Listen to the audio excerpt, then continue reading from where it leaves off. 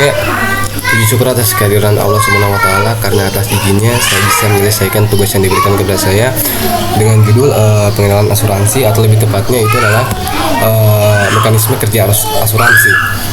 Oke, perkenalkan nama saya Ferdi Andre Yusuf dengan NIM 94114220007 dari kelas C Ilmu Ekonomi dengan dari mata kuliah Ekonomi Keuangan dan Perbankan. Oke, langsung saja kita langsung ke pembahasan, yaitu pengenalan asuransi. Nah, apa sih itu asuransi? Nah, asuransi adalah layanan keuangan yang memberikan perlindungan terhadap risiko yang tidak terduga.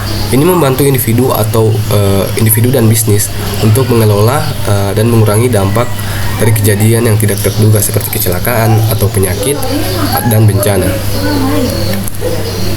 Kemudian kita ke definisi premi. Premi adalah biaya yang dibayarkan oleh pemegang polis untuk memperoleh perlindungan asuransi. Jumlah premi ditentukan berdasarkan faktor-faktor seperti usia, riwayat kesehatan, dan jenis pertanggungan yang dipilih atau tanggungan yang dipilih. Kemudian kita pergi ke fungsi premi.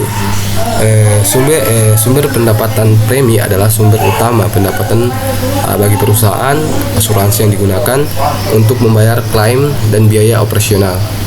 Yang kedua adalah pembagian risiko. Premi yang terkumpul dari berbagai pemegang polis digunakan untuk membagi risiko di antara mereka sehingga mengurangi beban individu. Yang ketiga adalah investasi. Sebagian dari premi yang terkumpul diinvestasikan oleh perusahaan asuransi untuk menghasilkan pendapatan tambahan. Kita masuk ke perhitungan premi, yaitu faktor-faktor dengan faktor-faktor, ada tabel mortalitas dan perhitungan aktuaria. Nah, kita ke faktor-faktor. Premi dihitung berdasarkan faktor-faktor seperti usia, jenis kelamin, riwayat kesehatan, risiko yang ditanggung. Nah, faktor-faktor tersebut adalah usia. Nah, usia ini pemegang polis sering menjadi faktor penentu dalam menentukan premi asuransi. Umumnya semakin tua seseorang itu semakin tinggi risiko kesehatan dan mortalitasnya, sehingga premi biasanya lebih tinggi untuk orang yang lebih tua. Jenis asuransi. Nah, jenis asuransi yang dipilih juga mempengaruhi besarnya premi. Misalnya, premi untuk asuransi kesehatan biasanya lebih tinggi daripada premi untuk asuransi kecelakaan. Yang ketiga adalah kondisi kesehatan. Kondisi kesehatan pemegang polis dapat mempengaruhi besarnya premi asuransi, terutama dalam asuransi kesehatan atau asuransi jiwa. Pemegang polis dengan riwayat penyakit yang berat mungkin dikenakan premi lebih tinggi atau mungkin ditolak penutupan asuransi. Yang keempat adalah gaya hidup. Faktor-faktor gaya hidup seperti merokok, minum alkohol secara berlebihan, atau hobi yang berisiko tinggi dapat meningkatkan risiko kesehatan dan kecelakaan, yang kemudian dapat mengakibatkan premi yang lebih tinggi. Yang kelima adalah jenis dan tingkat cakupan. Besarnya cakupan perlindungan yang dipilih juga mempengaruhi premi. Semakin besar jumlah perlindungan atau semakin luas cakupan asuransi, semakin tinggi premi yang harus dibayarkan. Yang keenam adalah lokasi tempat tinggal. Lokasi tempat tinggal dapat mempengaruhi premi asuransi properti, terutama dalam hal risiko kerusakan atau kehilangan properti akibat bencana alam atau tindakan kriminal. Yang ketujuh adalah masa polis. Lama masa polis atau durasi polis juga dapat mempengaruhi premi. Polis jangka panjang mungkin memilih premi yang lebih rendah daripada polis jangka pendek. Yang kedua adalah tabel mortalitas. Perusahaan asuransi menggunakan tabel mortalitas untuk memperkirakan risiko kematian dan menentukan premi yang sesuai. Oke, kita masuk ke tabel mortalitas. Nah, perusahaan asuransi menggunakan tabel mortalitas untuk memperkirakan risiko kematian dan menentukan premi yang sesuai. Tabel mortalitas adalah tabel statistik yang digunakan oleh perusahaan asuransi untuk menilai risiko mortalitas atau probabilitas kematian seseorang dalam suatu populasi atau kelompok usia tertentu. Tabel ini memperkirakan jumlah orang yang diharapkan hidup pada usia tertentu dan memberikan dasar untuk menetapkan premi asuransi jiwa. Tabel mortalitas biasanya disusun berdasarkan data historis tentang tingkat kematian dalam populasi yang luas dan berbagai berdasarkan faktor-faktor seperti usia, jenis kelamin, dan kadang-kadang kondisi kesehatan. Dari tabel ini perusahaan asuransi dapat menentukan tingkat premi yang sesuai dengan berbagai kelompok usia dan risiko kesehatan. Perusahaan asuransi menggunakan tabel mortalitas sebagai alat penting dalam menilai risiko dan menetapkan premi yang adil dan berkelanjutan. Tabel-tabel ini secara teratur direvisi dan diperbarui berdasarkan data populasi aktual dan perubahan dalam praktik medis serta faktor-faktor yang lain yang mempengaruhi harapan hidup. Yang ketiga adalah perhitungan aktuari.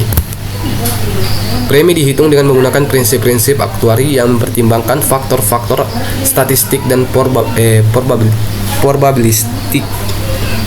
Perhitungan aktuari adalah proses matematis yang kompleks yang digunakan oleh aktuaris untuk menilai risiko dan memperkirakan kebutuhan keuangan di masa depan. Ini melibatkan analisis statistik, data historis, dan asumsi tentang masa depan. Ini melibatkan analisis statistik dan historis dan asumsi tentang masa depan untuk menghasilkan perkiraan yang akurat tentang berbagai risiko keuangan termasuk mortalitas, morbiditas, dan risiko investasi. Kita masuk ke konsep unit link. Investasi terkait produk dalam asuransi unit link, premi yang dibayarkan dialokasikan ke dalam unit-unit investasi yang terkait dengan produk-produk keuangan tertentu. Potensi imbal hasil, nilai unit investasi dapat naik atau turun sehingga memberikan potensi imbal hasil yang lebih tinggi dibandingkan produk asuransi tradisional. Fleksibilitas, pemegang polis unit link dapat menyesuaikan jumlah premi, alokasi dana, dan jenis investasi sesuai dengan kebutuhan dan preferensi mereka. Kombinasi perlindungan dan investasi, asuransi unit link menawarkan kombinasi perlindungan asuransi dan potensi imbal hasil investasi dalam satu produk. Keunggulan unit link, fleksibilitas, pemegang polis dapat menyesuaikan premi, alokasi dana, dan jenis investasi sesuai dengan kebutuhan dan kondisi keuangan mereka. Potensi imbal hasil, investasi dalam unit link dapat memberikan potensi imbal hasil yang lebih tinggi dibandingkan produk asuransi tradisional. Kombinasi perlindungan, asuransi unit link menyediakan perlindungan asuransi sekaligus memberikan kesempatan berinvestasi dalam berbagai instrumen keuangan. Risiko unit link. Jadi risiko unit link ini adalah risiko investasi.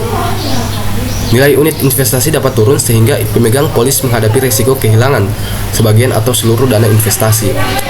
Biaya tinggi. Produk unit link umumnya memiliki biaya yang lebih tinggi dibandingkan produk asuransi tradisional, seperti biaya administrasi, manajemen investasi. Kemudian ada kompleksitas. Struktur produk unit link yang dikompleks dapat membuat pemegang polis sulit memahami fitur dan risikonya. Keterbatasan jangka pendek. Pemegang polis unit link harus mempertimbangkan jangka waktu investasi yang lebih panjang untuk mendapatkan imbal hasil yang optimal. Kemudian penutup, memahami manfaat. Mengenai manfaat asuransi unit link dapat membantu Anda mempertimbangkan apakah produk ini sesuai dengan kebutuhan dan tujuan keuangan Anda. Yang kedua, mempertimbangkan risiko. Memahami risiko-risiko yang terkait dengan asuransi unit link akan membantu Anda membuat keputusan investasi yang bijak.